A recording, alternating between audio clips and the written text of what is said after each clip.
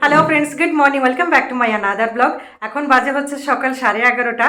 আর এরই মধ্যে দেখো আমি রেডি হয়ে গেছি, আমার রান্নাবান্না সব কিছু কমপ্লিট হয়ে গেছে। এখন একটুখানি বেরোবো, ছেলের ভ্যাকসিন আছে আজকে, তো ছেলেকে ভ্যাকসিন দিতে নিয়ে যাব। আমি একা যাচ্ছি না, পরিতোষ অফিসে গেছে, তো সেখান থেকেও আসবে, এসে আমাদেরকে নিয়ে যাবে। তাছাড়াও অফিসিয়ালি কিছু কাজ আছে, আরও বাইরের কিছু কাজ আছে, তো সেইগুলো সব কিছু কমপ্লিট করে তারপরে ঘরে ফিরবো। আর যাবার আগে আমি রান্নাবান্না সব কিছু কমপ্লিট করেই যাচ্ছি, কারণ এসে তো একদম সময় থাকবে না। আর আস্তে আস্তে লাঞ্চ টাইম হয়তো পারও হয়ে যাবে। তাহলে চলো এখান থেকে আমি আমার ব্লগটাকে স্টার্ট করছি। Let's get started.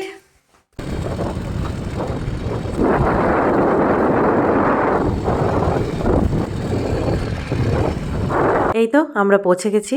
আগেই বলেছিলাম যে ছেলেকে ভ্যাকসিন দিতে নিয়ে এসেছি। আমরা এখন চলে এসেছি সেকশন হসপিটালে। আর এখন বাইরেটায় একটু ওয়েট করছি, কারণ ভেতরে একটু ভিড় আছে। এই এই এই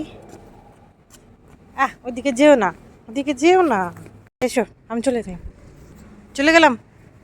আয়। এইখানে বাচ্চাদের আবার খেলার একটু জায়গা আছে, তো আমার ছেলে তো এটা দেখে একদম নড়তে চাইলো না। আর আমিও একটু খেলতে দিলাম, কারণ এরপরে তো প্রচুর কান্নাকাটি আছে। এরপরে আবার ওই যে ফুলের পাতা ছিঁড়তে ব্যস্ত হয়ে পড়লো। হাতে গ্লাভস পরে অসুবিধা হচ্ছে, টেনে দুবার গ্লাভস খুলেও দিয়েছে, কিন্তু আমি আবার জোর করে পরিয়ে দিয়েছি, কারণ আজ বাইরেটাও বেশ ভালো ঠান্ডা ছিল। আর একটু মেঘমেঘও করছিল, একবার রোদ উঠছে আবার চলে যাচ্ছে।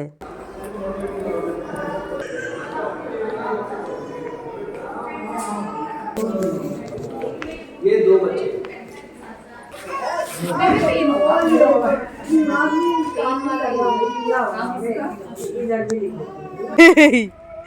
বসোই তো।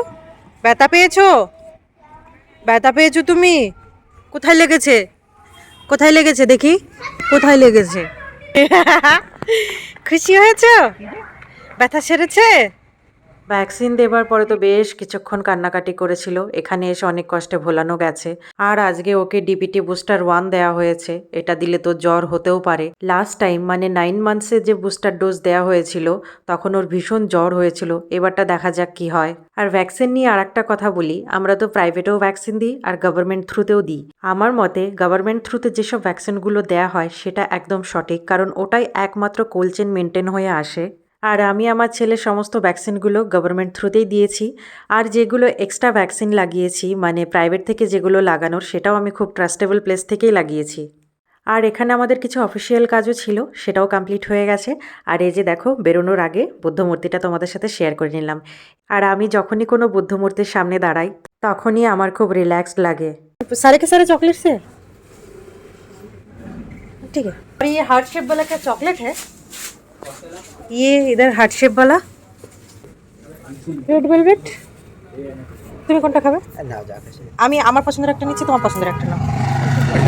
দুটো নাও, একটা রেড ভেলভেট আর তুমি তোমার পছন্দের একটা নিয়ে নাও। अरे एक रेड वेलवेट देना एक बटर स्कॉच দুটোই নাও। আর আর এখান থেকে একটা জিনিস নেবো। और एक केसर की पत्ती আর এই ভেজ রোল একটা নাও। और एक वेज रोल कर देना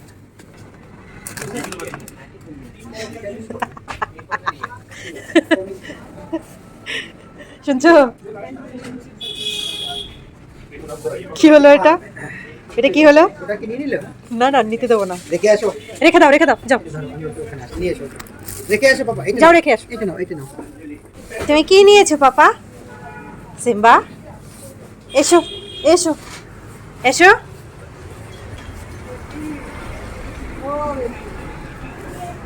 ভালো করে ধরো পাপা, প্যাকেটটা ভালো করে ধরো, নাও, দু হাত দিয়ে ধরো। আমরা এখন বাইরে চলে এসেছি, দেখতেই পেলে। আর বাইরে এলেই এই দোকানটায় আসি, এখান থেকে একটু কেক নিয়ে নিই। আর আমার ছেলের কাণ্ডটা তো দেখতেই পেলে। ওকে এখন দোকানে নিয়ে গেলে ওর হাতের কাছে যদি পছন্দের জিনিসটা পায়, তাহলে ঠিক টুক করে তুলে নেয়। আর আমাদের বাইরে আসার কারণ হচ্ছে, আমাদের কিছু মেডিসিন নেবার ছিল ছেলের আর আমার, তো সেটা নিতেই আমরা এসেছিলাম।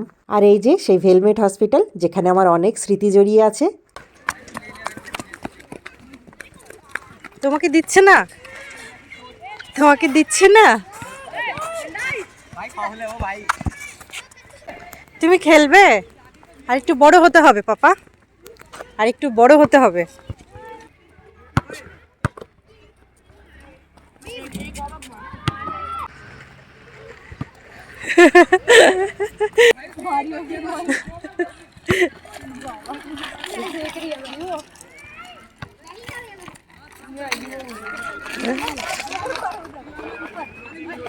এই যে দেখো একটা কত বড় দিদির সাথে এখন খেলতে ব্যস্ত।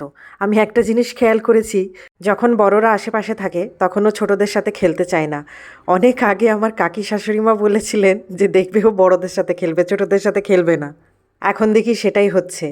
ওখান থেকে ফেরার পরে আর ঘরে নিয়ে যেতে পারলাম না। ঘরে নিয়ে গেছিলাম, মানে নিয়ে যাওয়ার চেষ্টা করেছিলাম, প্রচণ্ড চিল্লাচিল্লি করছিল, তো দৌড়ে পার্কে চলে এলো।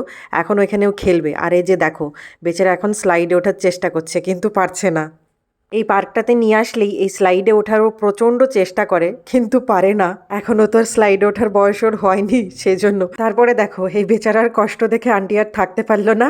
আন্টি এখন ওকে স্লাইডে চড়ানোর ব্যবস্থা করতে যাচ্ছে। তারপরে একটা দিদিকে পাওয়া গেছে, এই দিদির কোলে করেই স্লাইডে চড়েছে বেশ কয়েকবার, নামতেই চাইছিল না। Hello friends, good morning. দেখো একই ব্লগে দুইবার মর্নিং বলছি, কারণ এটা হচ্ছে আজকের ভিডিও। আর তোমরা কালকের ভিডিওতে দেখতে পেয়েছো আমি ছেলেকে নিয়ে ভ্যাকসিন দিতে নিয়ে গেছিলাম। তারপরে ওখান থেকে ফেরার পরে ঘরে আর আসিনি, পার্ক অব্দি শেষ করে দিয়েছি। তারপরে আমি আর কোনো ভিডিও বানাইনি। আর এখন আমি যে ভিডিওটা শুট করছি এটা হচ্ছে আজকে সকালবেলাকার। আর আমাকে দেখে বুঝতে পারছো আমি এইমাত্র ঘুম থেকে উঠলাম, আমি এখনো ফ্রেশ হইনি। এখন আমি ফ্রেশ হব, তারপরে যাব হচ্ছে কিচেনে ব্রেকফাস্ট বানাতে। আর আজকে ভাবলাম একটু অন্যরকম ব্রেকফাস্ট বানাই, কারণ রোজই ওই আমাদের হচ্ছে রুটি সবজি, ব্রেড অমলেট, কর্নফ্লেক্স এগুলোই খাওয়া হয়। আজকে আমি একটু আলাদা রকম ব্রেকফাস্ট বানাচ্ছি, তো সেটাই তোমাদের সাথে আজকে শেয়ার করব। তো চলো আমি ঝটপট ফ্রেশ হয়ে আসি, তারপরে আমি কি ব্রেকফাস্ট বানাচ্ছি সেটাই তোমাদের সাথে শেয়ার করি। তাহলে তোমরা ভিডিওটা দেখতে থাকো। তো এই যে দেখো আমি ব্রেকফাস্ট বানানোর জন্য চলে এসেছি। আছে হচ্ছে পেঁয়াজ কুচি, লঙ্কা কুচি, গাজর কুচি আর মটরশুঁটি ছিল, সেগুলো একটু নিয়ে নিয়েছি। এরপরে কড়াইতে দিয়ে দিলাম একটু তেল। তেল আমি খুব অল্প পরিমাণে নিয়েছি। তার মধ্যে দিচ্ছি হচ্ছে সর্ষে ফোড়ন। সাথে কারি পাতা দেওয়াটাও দরকার ছিল, কিন্তু আমার কাছে নেই বলে দিতে পারিনি। তেলটা গরম হবার পরে পেঁয়াজ কুচিগুলো দিয়ে দিলাম, সাথে লঙ্কা কুচিগুলোও দিয়ে দিয়েছি। তারপরে এটাকে একটু হালকা লাল লাল করে ভাজার পরে যে সবজিটা ছিল সেটা দিয়ে দিয়েছি।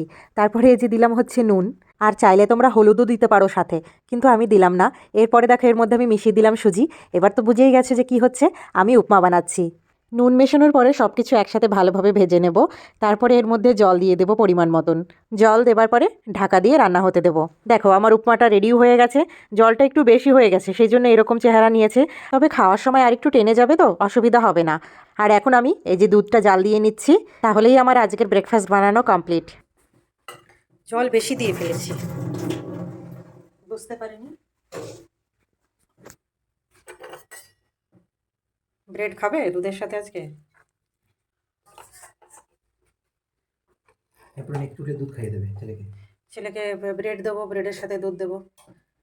আর এই উপমা তোকে দেওয়া যাবে না, এর মধ্যে যদি খাই একটু দেবো। ব্রেড কলকে আনা, ছোট ব্রেড আনতে হবে। কেন এখনই পড়ছিল, শুনছ? আচ্ছা ব্রেড নেবে না? খাওয়া যাচ্ছে?